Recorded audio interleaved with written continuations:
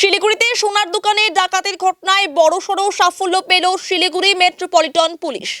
উত্তরপ্রদেশের আলিগড় থেকে গ্রেফতার মাস্টারমাইন্ড। পাশাপাশি মাস্টারমাইন্ডকে আশ্রয় দেওয়ার অভিযোগে এক মহিলা সহ দুজনকে গ্রেফতার করেছে police. New life fertility centre আধুনিক চিকিৎসা ও বিশেষজ্ঞদের সহায়তায় আপনার স্বপ্ন পূরণ করতে প্রস্তুত। নতুন জীবনের স্বপ্ন সত্যি করতে আজই যোগাযোগ করুন। নতুন জীবনের সূচনা এখানেই। Cancer isn't the end. With the right care, it can be the start of a new beginning. Hope and Heal Cancer Hospital, where hope is real and healing truly begins.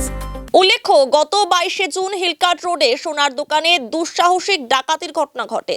প্রায় 10 কোটি টাকার গয়না লুট হয়। ঘটনার পর পালিয়ে যাওয়ার সময় দুজনকে ধরে ফেলে পুলিশ। বাকি সদস্যদের ধরতে শিলিগুড়ি মেট্রোপলিটন পুলিশের বেশ কয়েকটি দল দিল্লি, হরিয়ানা এবং উত্তরপ্রদেশে তল্লাশি অভিযান চালায়। অবশেষে 7 দিন পর মাস্টারমাইন্ড সহ আরও দুজনকে গ্রেফতার করতে সক্ষম হলো পুলিশ। 3 অভিযুক্তকে ট্রানজিট রিমান্ডে নিয়ে বিশেষ নিরাপত্তায় উত্তরপ্রদেশ থেকে শিলিগুড়িতে নিয়ে আসছে পুলিশ। এই বিষয়ে ডিসিপি রাকেশ সিং বলেন, মাস্টারমাইন্ডের পাশাপাশি তাকে আশ্রয় দেওয়া দুজনকে গ্রেফতার করা হয়েছে। অভিযুক্তদের কাছ থেকে লুট হওয়া গয়নার মধ্যে কিছু গয়না উদ্ধার হয়েছে।